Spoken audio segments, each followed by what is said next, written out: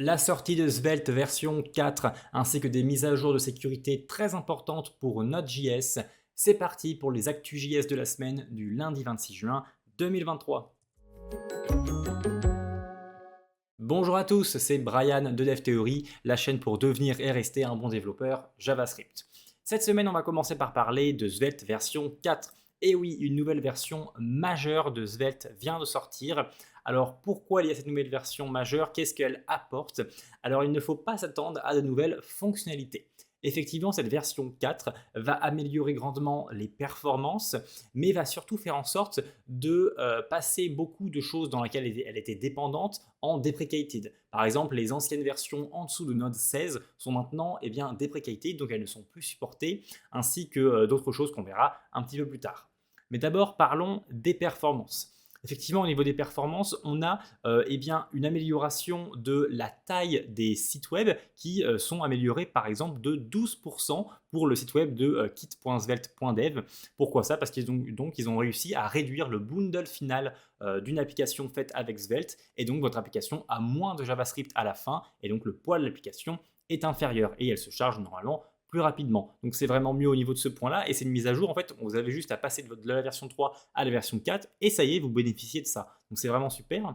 Mais également, la grosse amélioration au sein des performances, elle est surtout sur la taille du paquet de Svelte lui-même, qui est passé de 10 MB à 2,8 MB.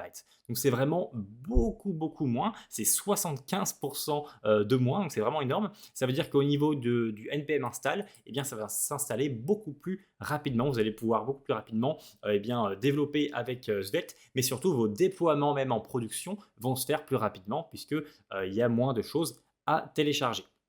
Donc ça, c'est vraiment super au niveau de la performance. Ensuite, au niveau de la développeur expérience, ils ont également amélioré certains points au niveau du système de transition entre les pages notamment, mais aussi au niveau de votre IDE. Quand vous allez regarder par exemple où est-ce que la définition d'une fonction s'est faite, eh bien vous n'allez pas arriver dans un fichier .declaration.typescript, mais vous allez arriver directement dans la déclaration de la fonction par exemple. Donc ça, c'est également une bonne amélioration au sein de la DX. Et il y a également d'autres choses qui ont été mises à jour, par exemple les documentations, le site web et certains tutoriels. Donc vous voyez que ce n'est pas énorme, ce n'est pas une mise à jour majeure incroyable. Pourquoi ça? Parce qu'en fait, elle prépare le terrain pour Svelte 5. Et c'est Svelte 5 justement qui aura qui apportera donc des major new features ainsi que des performance improvements donc à Svelte. Donc c'est cette version 5 là qui sera assez énorme. Si on regarde donc le guide de migration vers la version 4, on voit que surtout c'est des versions minimum, c'est des minimum versions qui ont été mises en place, par exemple donc la version 16 de Node.js ou par exemple la version 5 de TypeScript. Et ensuite on a les différents plugins avec les versions minimales pour être supportés sous Svelte 4. Donc voilà surtout les mises à jour de Svelte. Donc on est maintenant curieux de savoir ce que va apporter la version 5 de Svelte. Autre nouvelle cette semaine, je vous en parlais justement pendant l'introduction, ce sont des mises à jour très importantes de sécurité concernant Node.js. Et c'est des mises à jour qui concernent à la fois Node.js version 20, version 18 et version 16. Donc ça veut dire qu'il faut les faire maintenant, quelle que soit votre version de Node.js. Si jamais donc vous gérez votre version Node.js, faites les mises à jour maintenant parce que par exemple, il y a trois mises à jour concernant des failles de sécurité high, donc des failles de sécurité importantes, très importantes.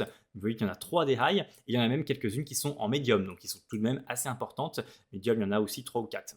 Donc c'est important de faire tout ça. Et par exemple, pour parler de la première, pour vous dire un peu quel type de faille c'est, et bien en fait, ici on a la propriété proto de process.mainModule qui en fait faisait en sorte d'accéder aux mêmes méthodes que process.mainModule, mais à travers donc, justement cette propriété-là proto, et ça faisait en sorte de bypasser tout le policy mechanism, donc tout le mécanisme de règles de mise en place pour savoir si oui ou non la personne, enfin le code qui exécute cette ligne-là a le droit ou non d'exécuter cette ligne-là. Et en fait, ça bypassé ce système-là, donc c'est effectivement une faille assez importante, elle est high ici, donc elle a été résolue, ainsi que 2 autres qui ont été high également ici présents dans cet article-là que je vous mettrai bien sûr en description. Et donc voilà, faites votre mise à jour de Node.js si jamais vous gérez ça sur votre serveur de production ou quoi, parce que c'est très important et ça concerne toutes les versions actuellement maintenues par Node.js justement, donc la 20, la 18 ainsi que la 16.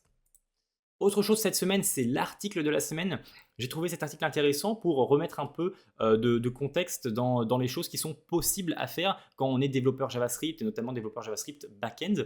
En fait, donc c'est un développeur, Andris Reinman, qui a créé une app Node.js et qui l'a ensuite en fait packagé à travers Docker ou d'autres choses comme une application Windows ou macOS ou quoi, et qu'il a ensuite carrément vendu. En fait, il a vendu tout cette application là qu'il avait créée.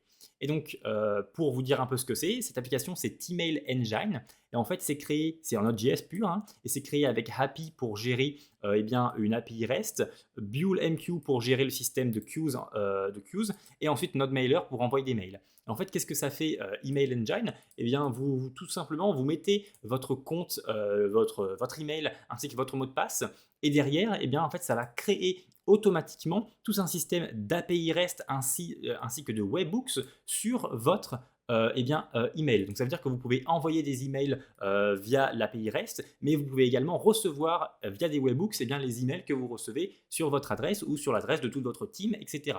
Donc c'est intéressant parce qu'en fait tout ça il l'a créé en Node.js, mais là où c'est vraiment intéressant, c'est qu'en fait il a vendu son application pas sous la forme d'une application Node.js. Vous voyez qu'il le vend sous forme d'application pure que l'on peut installer sous Mac, sous Linux, sous Windows, sous Docker, donc sur votre propre serveur, ou alors directement en serverless via DigitalOcean ou Render.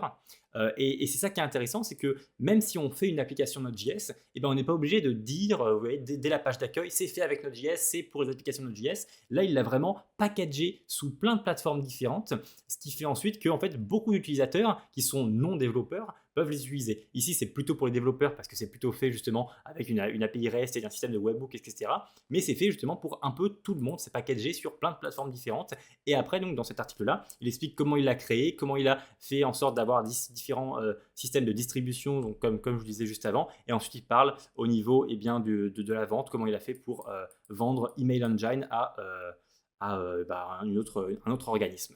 Voilà donc concernant cet article que je trouvais intéressant et qui peuvent remettre certaines choses en contexte, qui peuvent ouvrir un peu les possibilités. Ensuite, on va parler de l'article, de la librairie de la semaine, excusez-moi. La librairie de la semaine, c'est Node Emoji. Alors, c'est une petite librairie, simplement pour vous dire que si jamais vous voulez gérer des emojis, eh bien, il y a une librairie qui est toute faite avec Node.js. Et là, vous vous dites, bon, il n'y a pas forcément grand-chose à faire avec les emojis, mais en fait, il y a pourtant quelques méthodes qui sont possibles. Par exemple, ici, on a une chaîne de caractères avec, vous savez, ce système de 2 points là qu'on peut utiliser sur Slack, Discord ou quoi, où on met donc le nom de l'emoji. Et ensuite, eh bien là, en utilisant .emojify, eh bien, ça va remplacer donc ces caractères-là, enfin ces substrings par l'emoji en question. On peut également donc chercher un emoji avec son nom exact.